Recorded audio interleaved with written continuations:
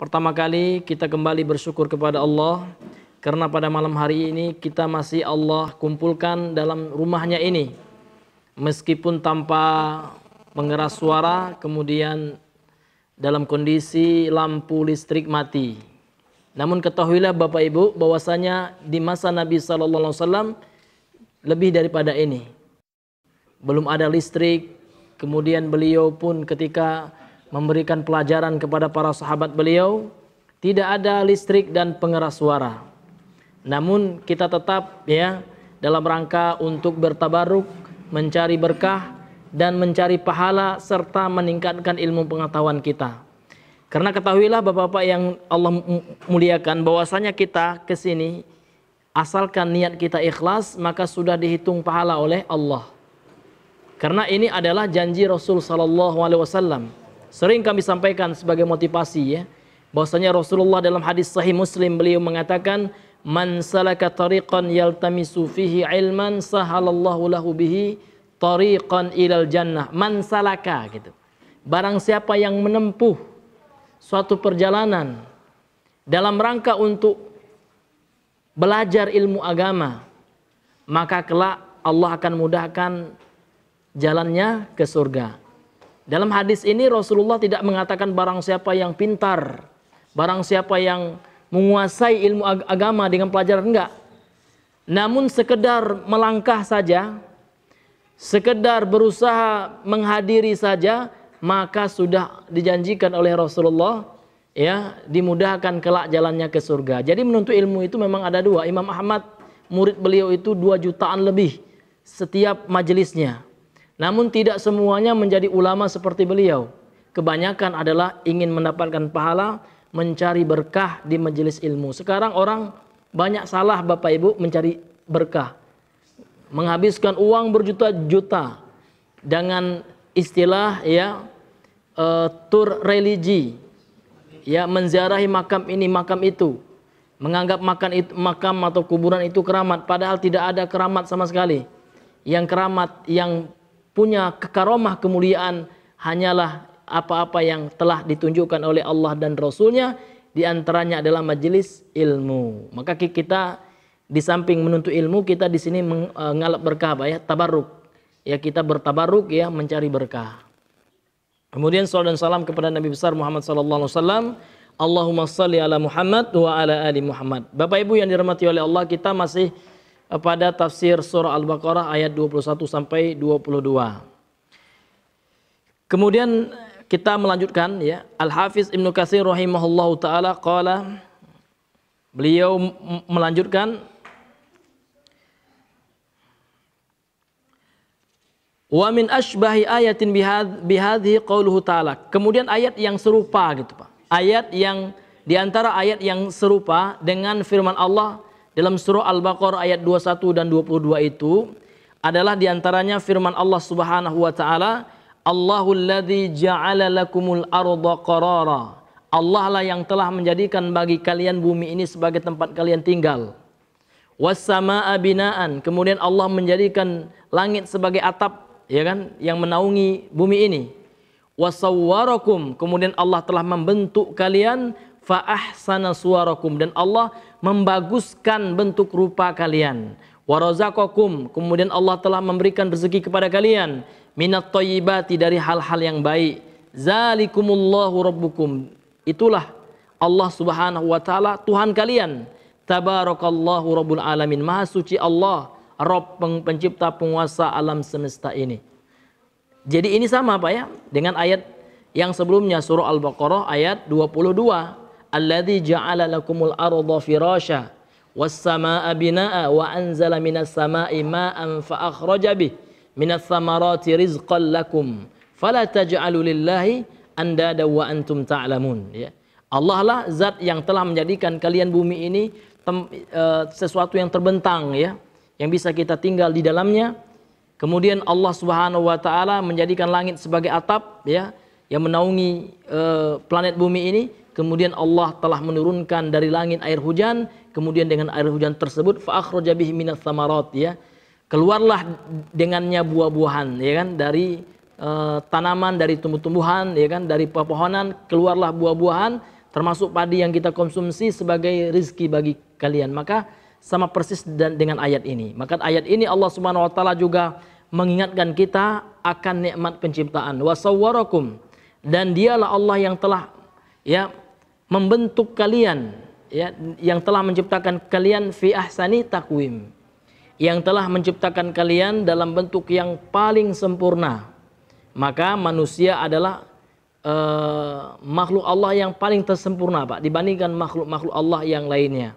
Kalau malaikat itu Allah Subhanahu wa taala ciptakan tanpa ada potensi fujurnya, tanpa ada potensi penentangan. Memang Allah ciptakan menjadi makhluk yang taat saja.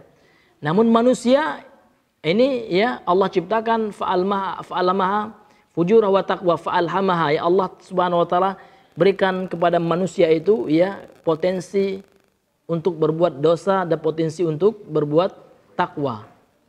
Nah, jadi berbeda dengan malaikat, sehingga manusia itu makhluk yang paling mulia gitu, Pak. Apalagi Rasulullah sallallahu alaihi wasallam ini lebih mulia daripada makhluk-makhluk Allah yang lainnya. Maka untuk itu, Pak, kenapa Allah mengingatkan kita akan nikmat-nikmatnya ini, Pak? Supaya kita bersyukur dan supaya kita tidak menjadikan tandingan bagi Allah Subhanahu wa taala, alias supaya kita mentauhidkan Allah Subhanahu wa taala. Kemudian kata beliau, wa matmunuhu annahul khaliqur raziqu malikud dar, malikud dari wasakiniha wa razikuhum fa bihadza yastahiqu an yu'bada wahdahu.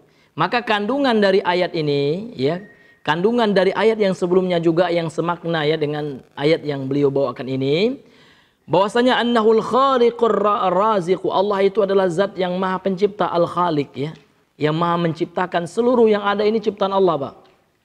Kita semuanya, kita semua adalah ciptaan Allah. Hanya ada dua aja, Pak. Kalau bukan ciptaan berarti pencipta. Pencipta itulah Allah satu-satunya, al-khaliqu. Dan kita makhluk, diri kita termasuk roh kita ini makhluk, Pak. Ciptaan Allah. Karena ada juga, Pak, pemahaman yang keliru dalam masalah ini. Ada yang mengatakan roh itu bukan makhluk, katanya. Berarti kalau bukan makhluk, khalik dong, pencipta dong. Berarti dia telah mempersekutukan Allah dengan roh itu, gitu ya. Berarti ada pencipta lain selain Allah. Ada Tuhan lain selain Allah. Dan itulah pemahaman dari orang umat Nasrani, gitu, Pak, ya. Karena mereka meyakini ada Roh Kudus. Itulah roh yang menitis di jasadnya Yesus, kata mereka. Yang dalam istilah kita Isa, bin Maryam. Itu. Dan di kalangan umat Islam ada, Pak, hati-hati. Ada yang meyakini seperti ini. Roh itu bukan makhluk. Ketik aja di internet, ada itu. Ya. Nah, siapa yang ngomongnya pasti tahu itu, ya. Iya. Ini bahaya, ya kan? Dan ini menyerupai akidah orang Nasrani, gitu. Sama persis. Sehingga nanti, Pak, mereka akan mengkeramatkan roh-roh tertentu. Ya kan? Karena ada titisan titisan Tuhan, dan itu keyakinan kebanyakan orang kebatinan, Pak. Kemarin kan ada dukun yang diundang di podcast itu kan. Allah melebu katanya. Ya, keyakinannya Allah itu, Pak, bisa masuk, Pak. Ya, kalau orang belajar ilmu besi itu, Pak, ilmu kebatinan itu kan dikaji asal muasal, kalau bahasa Minangnya asal muasal basi itu dikaji. Tapi intinya wahdatul wujud, Pak, ya. Keyakinannya itu, Pak, menyamakan Allah. Jadi Allah itu nanti masuk, na'udzubillah, ya, ke dalam wujudnya, ke dalam dirinya, sehingga dia menjadi berkedudukan sebagai Allah yang yang tahan besi, gitu. Iya, kemudian juga meminta kepada selain Allah, ya kan, na'udzubillah min zalik itu. Itu pemahaman yang menyelisihi Al-Qur'an dan As-Sunnah, gitu. Kemudian Malikud Dar, Allah lah Malik, ya, penguasa, ya, seluruh alam semesta ini. Darud dunia wa darul akhirah, ya kan, kampung dunia dan kampung akhirat, Allah lah penguasanya. Wasakiniha, kemudian Allah yang menguasai penghuninya. Warazikuhum, dan Allah lah yang memberikan rezeki kepada mereka. Fabihaza yastahiqu an yu'bada wahdahu, maka karena nikmat ini, ya, karena pengetahuan itu Pak, kita sudah tahu Allah lah yang menciptakan, Allah yang menguasai alam semesta ini, maka ya konsekuensinya berarti Allah lah yang berhak untuk disembah semata. Jadi kalau kita yakin Allah penguasa ya alam semesta ini, Allah pencipta alam semesta ini, tidak ada yang menciptakan selain Allah gitu. Kemudian Allah yang memberikan rezeki kepada kita, Allah yang menurunkan hujan, maka konsekuensinya apa? Apa tuntutannya gitu Pak? Tuntutannya adalah maka Allah berhak untuk disembah Allah saja gitu. Maka tidak boleh kita mempersekutukan Allah di dalam peribadahan yang kita kerjakan. Termasuk doa Pak. Karena kalau dalam kajian kebatinan itu Pak, mungkin Bapak pernah belajar wallahualam ya. Tapi yang saya sendiri ya di kampung itu banyak teman-teman yang belajar kebatinan itu ya seperti itu. Banyak sekali ya bentuk-bentuk kesyirikan Pak tanpa disadari. Meskipun syaratnya bagus Pak, nggak boleh meninggalkan sholat katanya. Harus puasa mutih gitu kan. Puasa pati geni, puasa yang nggak ada dalilnya yang lainnya gitu ya. Kemudian juga meminta Pak, meminta kepada selain Allah, berdoa betul ya kan. Meminta kepada Abdul Qadir Jailani lah, kemudian meminta kepada nama-nama yang nggak diketahui lah gitu. Ya aghithni katanya kan. Ya Abdul ya Syekh Tsaqalain gitu kan. Iya. Ya Abdul Qadir Jailani aghithni, itu syirik betul, nauzubillah ya. Jadi sudah meminta gitu Pak ya kepada makhluk selain Allah, nggak boleh. Bahkan Allah Subhanahu wa taala sendiri ya dalam Al-Qur'an di antara dalam surah Al-Jin itu ya, wa inna masajida lillahi fala tad'u ma'allahi ahadan gitu.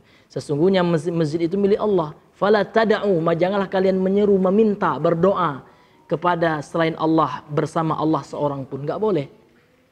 Ya, fa iza sa'alta fas'alillah, kalau engkau minta hanya langsung kepada Allah. Ya enggak boleh minta kepada siapapun, hatta kepada Nabi saja enggak boleh kita minta Pak. Ya Rasulullah mudahkan rezekiku, nggak boleh. Ntar kita bacakan dalilnya ya. Jangankan perkara itu Pak. Ada seorang sahabat di masa Nabi mengatakan insya Allah wa syi'ta. Jika Allah menghendaki dan engkau kan, maka Nabi marah. Langsung Nabi mengatakan aja'altani lillahi niddan, apakah engkau hendak menjadikan aku ini tandingan sekutu bagi Allah? Fakul masya Allah thumma syi'ta. Dalam riwayat yang lain, fakul masya Allah wahdahu. Kalau engkau ingin mengatakan jika Allah menghendaki, jangan katakan dan gitu ya. Karena dan itu maknanya penyetaraan gitu. Iya dan itu. Kemudian nggak apa-apa jika Allah menghendaki kemudian, karena kemudian ini ada urutan gitu Pak ya. Dalam riwayat yang lain bahkan Nabi mengatakan kul masya Allah wahdahu, katakan masya Allah saja. Ya kan? Katakan masya Allah sendiri gitu. Ini begitu beliau menjaga supaya seseorang itu jauh dari namanya noda-noda perbuatan syirik Pak. Wala yusyraku bihi ghairuhu, dan tidaklah boleh dipersekutukan selainnya dengan Allah. Tidak boleh berbuat syirik dengan selain Allah, itu maksudnya Pak ya. Ya, walihadza qala, maka oleh karena sebab ini ya Allah Subhanahu wa taala berfirman dalam akhir surah Al-Baqarah ayat 22, fala taj'alu lillahi andada wa antum ta'lamun. Ai la tusyriku billahi ghairahu gitu. Dan janganlah kalian menjadikan untuk Allah tandingan-tandingan sedangkan kalian mengetahui. Maknanya itu kata Imam Ibnu Katsir, la tusyriku billah, janganlah kalian berbuat syirik kepada Allah ghairahu, dengan selainnya. Iya. Janganlah engkau meminta kepada selain Allah dalam hal-hal yang hanya bisa dikabulkan oleh Allah. Misalkan minta jodoh Pak, ya kita minta kepada Allah saja. Ya ada juga sebagai teman ya, enggak ya Pak Dukun juga tahu ya. Rupanya Mbah Dukun ngibul Pak ya. Iya dibohongi. Iya. Ini karena ini memang luar biasa Pak. Iya. Ini luar biasa. Makanya dakwah Rasulullah SAW itu di awal-awal itu memang menguatkan tauhid gitu Pak ya. Mengikis habis TBC. Ya, banyak tahayul, khurafat, bid'ah. Iya. TBC itu Pak ya. Makanya teman-teman dahulunya kan di awal-awal dakwah di Indonesia ini kan ada ormas namanya Persis, Al-Irsyad, Muhammadiyah.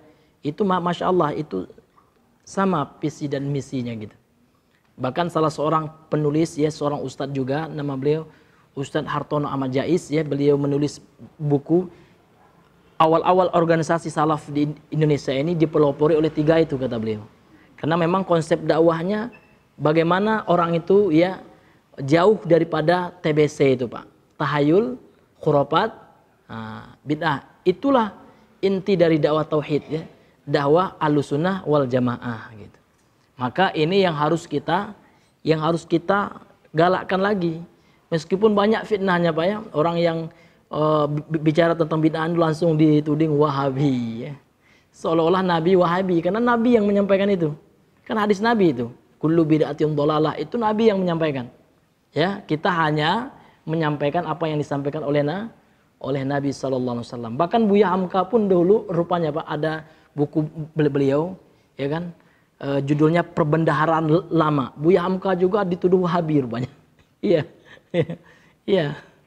Karena memang beliau juga berjuang Pak ya, bagaimana mengembalikan ini ya, mengembalikan umat Islam ya kepada ajaran yang murni ya, yang kembali kepada Al-Quran dan Sunnah gitu.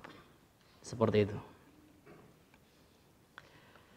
Kemudian kata beliau, la tusyriku billahi ghairahu minal andad allati la tanfa'u wa la tadur ya, dan janganlah kalian berbuat syirik kepada Allah dengan selainnya daripada tandingan-tandingan sekutu-sekutu allati yang mana sekutu-sekutu tersebut la tanfa'u tidaklah bisa memberikan manfaat wala tadur dan tidak bisa mendatangkan mudarat. Coba Pak, orang sekarang ya pergi ke tempat yang dianggap angker keramat, letakkan sesajen di situ, tidak ada ya kan kemudaratan yang bisa didatangkan oleh itu Pak. Ya kan? Tidak ada manfaat yang bisa dia datangkan, tidak ada mudarat yang bisa dia tolak gitu. Ya. Atau orang pergi ke kuburan, nggak ada gitu. Kuburan itu semua sama gitu. Dan tujuan kita ke kuburan itu cuma satu Pak, mengingat kematian itu saja. Dan yang berkaitan dengan kematian untuk apa Pak? Untuk mengingat akhirat itu. Bahkan sahabat Utsman bin Affan radhiyallahu anhu, beliau ketika ziarah kubur itu menangis beliau. Fa inna hadzal qabra ya, manzilatun min manazilil akhirah. Faman naja fiha ya kan? Fama ba'dahu aisaru gitu. Sesungguhnya kuburan ini adalah salah satu tingkatan akhirat yang pertama gitu. Faman naja fiha, kalau seandainya seorang itu sukses dalam alam kuburnya, maka yang sesudahnya akan lebih gampang, akan lebih ringan gitu. Sehingga beliau menangis Pak. Kalau diingatkan dengan kematian, kemudian beliau ziarah kubur, beliau menangis karena beliau ingat bahwasanya suatu ketika kita semua juga Pak, kelak juga akan dikuburkan di kuburan tersebut. Kita juga semua akan mati Pak. Memang sekarang orang mengatakan si A sudah meninggal ya. Kita semua sering membicarakannya juga Pak. Membicarakan teman-teman kita yang sudah wafat atau orang tua kita. Kelak suatu saat kita pula lah yang akan dibicarakan orang. Ya, Ustadz Abdul Faruq ya sudah meninggal gitu ya. Iya, rahimahullah misalkan. Mudah-mudahan didoakan Pak ya. Iya. Maka dengan kita ziarah kubur itu tugasnya Pak. Itu hikmah ziarah kubur itu. Fungsinya itu. Maka tidak ada didapati sedikit pun dari Al-Quran dan hadis ziarah kubur itu untuk ngalap berkah. Atau ziarah kubur itu untuk tahlilan di kubur, ada juga ya Pak? Iya, tahlilan la ilaha illallah ya. Tahlilan pula di kuburan gitu kan. Atau baca Yasin gitu. Iya. Kan Imam Syafi'i baca Yasin boleh, maka kita kembalikan ya kepada kaidah usul fikih. Yang dalil itu 4 Pak gitu. Al-Quran, hadis, ijma, qiyas.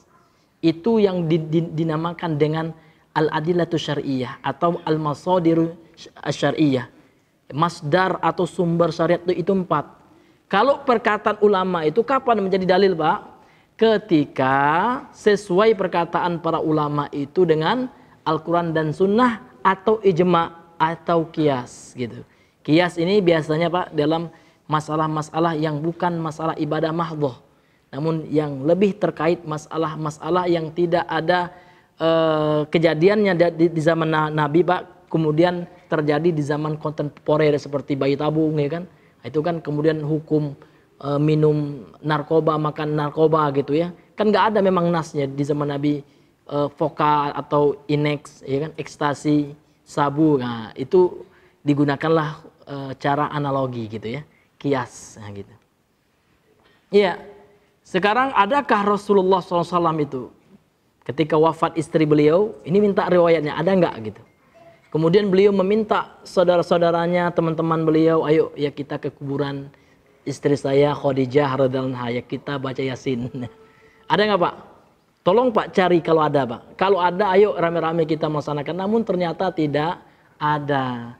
Maka kita katakan Rasulullah SAW mengatakan, ya kan, rumah, ya kan, yang jangan jadikan rumah kalian kuburan, wala taj'alu buyutakum maqabir, kata Rasulullah SAW, au kama qala Nabi SAW. Jangan kalian jadikan, ya kan, rumah kalian seperti kuburan gitu. Maka bacalah Al-Qur'an di dalamnya dan kerjakanlah salat-salat sunnah di dalamnya gitu. Maka ulama mengatakan ini menunjukkan bahwasanya kuburan itu bukanlah tempat ya salat, dan demikian pula bukanlah tempat baca Al-Qur'an gitu. Karena Rasulullah saja yang rajin baca Al-Quran, para sahabat Pak luar biasa, para penghafal Al-Quran, orang-orang yang rajin baca Al-Quran, maka tidak ada ya keterangan dari Nabi ya, kemudian juga dari asar para sahabat, bahwasanya mereka baca Al-Quran di kuburan. Bahkan azan, ada juga sebagian orang azan pula Pak, kadang kita ketawa. Dan yang bikin sakit perutnya juga ngaku mazhab Syafi'i Pak. Bahkan dalam mazhab Syafi'i itu tidak disunahkan gitu. Buka aja kitab I'anatul Talibin Syarah Fathul Mu'in. Ini kitab dipelajari di pondok-pondok pesantren Nahdiyun ya, Nahdiyin. Iya. Kitab I'anatul Talibin itu Syarah Fathul Mu'in. Maka penulis buku itu mengatakan ini Syafi'iyah ya. Iya kan, mazhab Syafi'iyah. Yang mereka mengatakan bahwasanya tidaklah disunnahkan. Artinya apa kok enggak sunnah, Pak? Iya. Iya, enggak mungkin mubah ya, karena mubah itu perkara dunia gitu. Ini tidak disunahkan, nggak ada syariatnya gitu. Apalagi wajib gitu Pak ya. Sunnah aja nggak gitu. Iya. Wala yusannu al-adhanu ya fil qabri ya inda dafnil mait gitu. Maka tidak disunnahkan ya kan azan di kubur ketika menguburkan mayit. Ini dalam mazhab Syafi'i ini Pak. Ini dalam mazhab Syafi'i ya. Ini. Dan terkadang orang ya mengaku mazhab Syafi'i namun terkadang tidak mengamalkan juga apa-apa yang ada di mazhab. Namun lebih mengamalkan adat dan tradisi, Pak ya. Kan kamilah seperti inilah dari dulu, nenek-nenek kami gitulah. Itu bukan dalil, Pak. Nah, itulah gunanya kita belajar supaya cerdas, sehingga kita tahu dasarnya gitu, Pak ya. Apa dasarnya seperti itu kita bisa pelajari, Pak. Apa argumentasinya gitu. Inilah pentingnya belajar ilmu agama, sehingga ya kita tidak ikut-ikutan. Ini kebanyakannya sekarang ini Pak, ikut-ikutan ya, tren ikut-ikutan gitu. Tanpa mencerna dan tanpa memahami apa yang diikuti tersebut gitu. Ya, kemudian kata beliau, wa antum ta'lamuna annahu la rabbalakum yarzuqukum ghairuhu ya. Wa antum ta'lamun, dan kalian mengetahui, annahu la rabbalakum, tidak ada Tuhan bagi kalian, yarzuqukum ya, yang memberikan rezeki kepada kalian, ghairahu ya, selainnya, yakni selain Allah Subhanahu wa taala. Kalau kita tahu bahwasanya Allah adalah pencipta kita, yang tidak ada yang memberikan rezeki kecuali Allah Subhanahu wa taala, ya kan? Maka tidak pantas bagi kita umat manusia untuk beribadah kepada selain Allah Subhanahu wa taala. Wa qad alimtum anna alladhi yad'ukum ilaihi ar-rasulu min tauhidihi wal haqqul ladzi la syakka fihi. Dan sungguh kalian telah mengetahui, kata Imam Ibnu Katsir rahimahullah, annal ladzi yad'ukum ilaihi ar-rasul, sesungguhnya rasul yang berdakwah, yang mengajak kalian kepadanya, min tauhidihi, dari mentauhidkannya, yakni mentauhidkan Allah Subhanahu wa taala. Jadi apa yang rasul ajak kita kepadanya, yakni dari bentuk mentauhidkan Allah, mengesahkan Allah, huwal haqqul ladzi la syakka fi, dia adalah kebenaran yang tidak ada keraguan di dalamnya. Nah, itu Pak. Jadi tauhid ini Pak, mengesahkan Allah ini adalah al-haq. Ini adalah sebuah kebenaran yang tidak boleh diragukan. Jadi nggak ada ya, apakah benar Allah itu esa, itu nauzubillah. Ya nggak boleh kita ragu sedikit pun. Maka ilmu itu yakin, al ilmu yakin itu Pak. Ilmu yang melahirkan keyakinan. Ya. Wa fi sahihaini, kemudian di dalam Sahih Bukhari Muslim, dalam sahihain ya, dalam dua kitab sahih gitu ya, Sahih Bukhari dan Muslim. An Ibnu Mas'udin, dari Ibnu Mas'ud qala, beliau telah berkata, qultu ya Rasulullah, aku bertanya, wahai Rasulullah, ayyudz dzambi a'dzam, apakah dosa yang paling besar? Jadi Imam Bukhari, Imam Muslim telah meriwayatkan dalam kitab sahih mereka berdua hadis dari sahabat Ibnu Mas'ud ya. Jadi Ibnu Mas'ud suatu ketika bertanya kepada Rasulullah, ayyudz dzambi a'dzam, apakah dosa yang paling besar gitu. Qala, lantas Nabi menjawab, anta ja'ala lillahi niddan wa huwa khalaqaka, engkau menjadikan bagi Allah sekutu sedangkan Allah lah yang menjadikan engkau. Itu kalau bahasa Minang Pak, enggak tahu diuntuang gitu Pak. Padahal Allah yang telah menciptakannya, kenapa masih menjadikan sekutu bagi Allah? Ya kan? Kenapa masih menduakan Allah gitu? Iya. Kalau Allah nggak boleh diduakan, Pak. Ya kalau orang rumah kita kalau sanggup boleh, gitu ya. Iya. Batasannya 4 kata Rasul sallallahu alaihi wasallam ya. Lewat 4 memang ya haram, Pak ya. 4. Kalau pada sebelum Nabi diangkat ya, sebelum sempurna syariat Islam, sahabat itu Pak banyak istrinya. Ada yang 6, Pak, ada yang 8 gitu. Kemudian datanglah Islam membatasi ya, bukan menjadikan satu, enggak gitu. Karena memang dalam ayatnya ya Allah Subhanahu wa taala dalam surah An-Nisa itu berfirman ya kan, fankihu ma taba lakum minan nisa'i masna wa sulasa wa ruba ya. Ya, maka nikahilah wanita yang engkau senangi gitu Pak ya. Nah, jangan harus janda, kan ada juga ibu-ibu sekarang. Kalau engkau ingin contoh Nabi ya, pilih janda dong gitu. Enggak juga gitu. Rasul ada yang ini ya, ada yang gadis, Aisyah contohnya Pak ya. Iya. Dalam ayatnya itu enggak harus janda gitu Pak ya. Yang kau sukai gitu. Nah, namun kan syaratnya ya kan harus mampu Pak ya. Harus bisa berlaku adil. Ya kan, fa in khiftum alla ta'dilu fawahidah. Kemudian dalam lanjutan ayatnya, fa in khiftum, kalau seandainya kalian khawatir alla ta'dilu, untuk tidak bisa berlaku adil, fawahidah, maka cukup 1. Jadi 1 itu adalah kalau seandainya tidak sanggup berbuat adil Pak ya, maka nggak bisa kita sama ratakan bapak ini nggak bisa adil, nggak boleh juga Pak ya. Karena yang tahu itu kita sendiri, pelakunya sendiri, nggak boleh juga kita suuzon gitu Pak. Iya, karena sekarang luar biasa Pak. Ya kan, orang sekarang melarang poligami, namun selingkuh biasa aja. Asal suka sama suka, tidak ada dalil apa namanya itu Pak, undang-undang yang menjeratnya kan gitu. Iya. Perzinaan sekarang ya na'udzubillahi min dzalik Pak, luar biasa. Ya kan? Nah ini, maka salah satu solusinya ini bagi yang sanggup Pak. Saya tidak mengatakan seluruhnya enggak Pak ya. Bagi yang sanggup, itu salah satu solusinya Pak. Iya. Solusi ya dalam syariat kita. Kemudian wa antufail ibni sakhbarah ya akhi Aisyata ummil mu'minina li ummiha. Kemudian hadis dari At-Tufail bin Sakhbarah.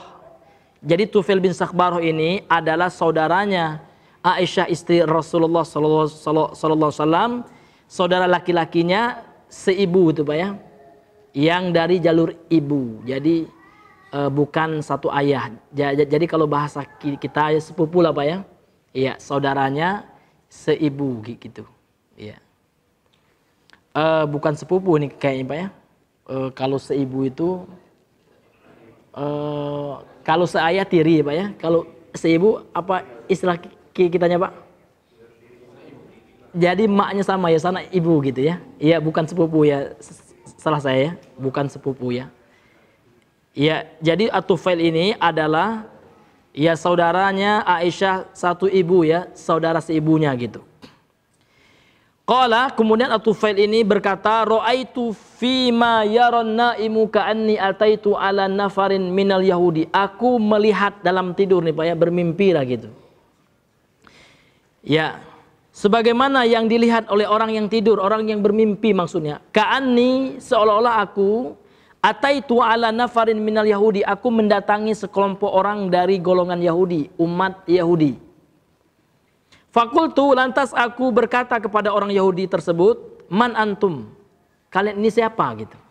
Ya, jadi Tufail bin Syakhbarah ini berkata, siapa kalian gitu. Qalu, lantas sekelompok kaum ini mereka menjawab, nahnul yahudu, kami adalah kaum Yahudi. Qultu, lantas aku berkata lagi, At-Tufail bin Syakhbarah ini berkata lagi, innakum la antumul qaumu laula taquluna Uzair ibnullah. Sesungguhnya kalian adalah kaum gitu ya, benar-benar kaum. Artinya kaum yang Allah ridhoilah gitu ya. Walaulah sekiranya kalian tidak mengatakan Uzair adalah anak Allah. Artinya kalian itu ya boleh jadi Allah ridho, namun karena kalian berbuat syirik, ya kan, mempersekutukan Allah, dengan keyakinan kalian mengatakan Uzair ibnullah, Uzair adalah anak laki-lakinya Allah, maka kalian menjadi kaum yang maghdub ya, maghdubu alaihim, yang terlaknat gitu Pak ya, yang dimarahi oleh Allah, yang dimurkai oleh Allah.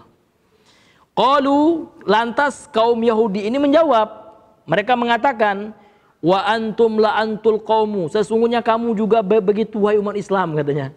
Ya kan? Laula annakum taqulu masya Allah wa syaa Muhammadun. Kalian juga akan menjadi kaum yang diridhoi kalaulah sekiranya kalian tidak mengatakan jika Allah menghendaki dan jika Muhammad SAW menghendaki gitu. Ah gitu. Jadi di sini ada juga unsur kesyirikannya gitu ya. Ketika ada orang mengatakan Masya Allahu wasya'u Muhammadun ya. Masya Allahu wasya'a Muhammadun. Jika Allah menghendaki dan jika pakai huruf dan Pak ya. Ini ketika menggunakan huruf dan ini Pak, ada di sini unsur menyetarakan, menyamakan kehendak Allah dengan kehendak Nabi Muhammad, dan ini syirik. Ah itu Pak.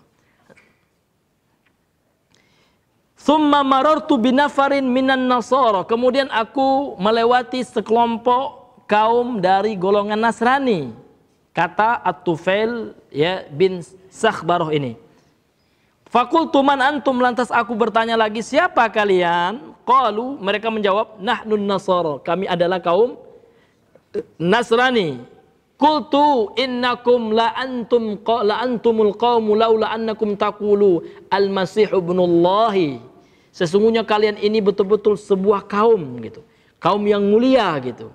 Laula annakum taqulun, seandainya kalian ya tidak mengatakan bahwasanya Al-Masih yakni Isa itu adalah anak Allah.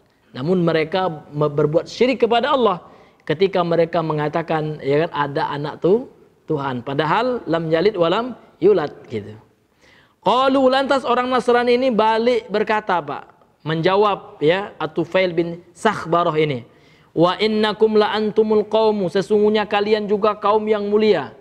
Laula annakum taquluna, kalaulah seandainya kalian tidak mengucapkan Masya Allahu wa syaa Muhammadun, jika Allah menghendaki dan jika Muhammad menghendaki. Nah, di sini juga seperti itu Pak ya.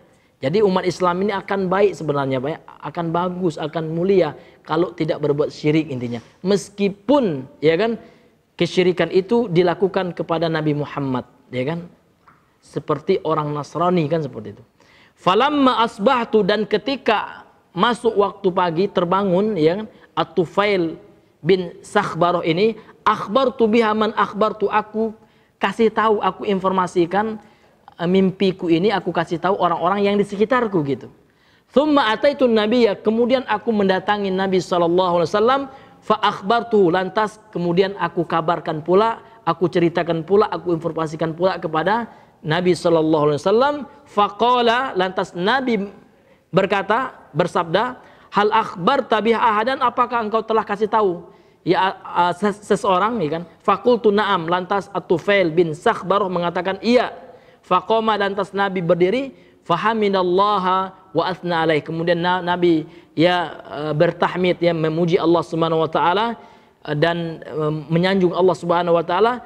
Thumma qala, lantas Nabi bersabda, amma ba'du fa inna Tufailan, kemudian Nabi menceritakan ini Pak kepada sahabat-sahabat yang lain, amma ba'du fa inna Tufailan, maka sesungguhnya Tufail ra'a ru'yan, sudah melihat sebuah mimpi gitu.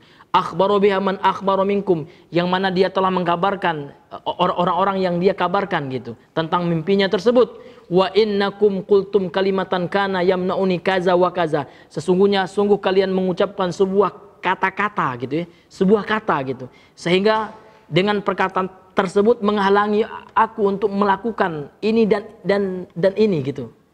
Wa kadza anhakum anha, dan demikian pula aku telah larang kalian dari mengucapkan perkataan tersebut. Apa perkataan itu Pak? Fataqulu, kalian mengatakan masya Allahu wa syaa Muhammadun, kalian mengatakan jika Allah menghendaki dan jika Nabi Muhammad menghendaki. Jangan katakan itu, dilarang oleh Nabi Pak. Walakin akan tetapi qulu, ucapkanlah masya Allahu wahdahu, jika Allah menghendaki sendiri, Allah sendiri, jangan kaitkan denganku. Itu kata Nabi Muhammad sallallahu alaihi wasallam. Jadi Nabi ini marah Pak, orang berbuat syirik. Meskipun ini ulama mengatakan dalam kitab tauhid dalam kitab-kitab akidah ini termasuk sebenarnya syirik kecil. Namun Nabi sangat marah kepada para sahabatnya yang mengucapkan ucapan seperti ini. Bagaimana dengan orang sekarang yang bersumpah dengan selain Allah walaupun dengan nama Nabi Pak? Karena dalam hadis sahih Musnad Imam Ahmad yang Nabi mengatakan, man halafa bi ghairillahi faqad asyraka, barang siapa yang bersumpah kepada selain Allah meskipun bersumpah atas nama Nabi Pak, maka sungguh dia telah berbuat syirik. Kan sekarang kan ada orang mengatakan wallahi wa rasulullah, katakan nggak boleh, wallahi wa rasulillah, demi Allah, atau itu kan bahasa Arabnya Pak, kalau bahasa kita demi lah, sumpah itu kan bahasa kita demi Allah, demi Rasulullah, nggak boleh Pak, demi Allah saja gitu. Kenapa harus demi Rasulullah gitu? Ya kalau hidup Rasulullah pasti akan marah sekali gitu ya. Kalau engkau bersumpah, maka bersumpahlah hanya atas nama Allah. Jangan bersumpah dengan nama selain Allah Subhanahu wa ta'ala. Ini banyak Pak, bahkan para dukun kemarin yang viral itu seperti itu. Wallahi, demi Allah, demi Rasulullah, katanya. Ngapain demi Rasulullah? Itu dilarang oleh Nabi. Nabi melarang orang bersumpah selain nama Allah saja. Ini na'udzubillah Pak. Terkadang kalau kita nggak belajar tauhid, perkara-perkara yang simpel kita anggap simpel seperti ini kita tidak tahu. Ini pentingnya kita belajar tauhid Wallahu taala alam bisawab. Sudah masuk waktu Pak? Karena sudah masuk waktu dan qadarullah, lampu juga mati. Mungkin kita cukupkan sampai di sini dulu pembacaan kitab tafsir dan penjelasannya pada malam hari ini. Subhanakallahumma bihamdika asyhadu an la ilaha illa anta astaghfiruka wa atubu ilaik. Assalamualaikum warahmatullahi wabarakatuh.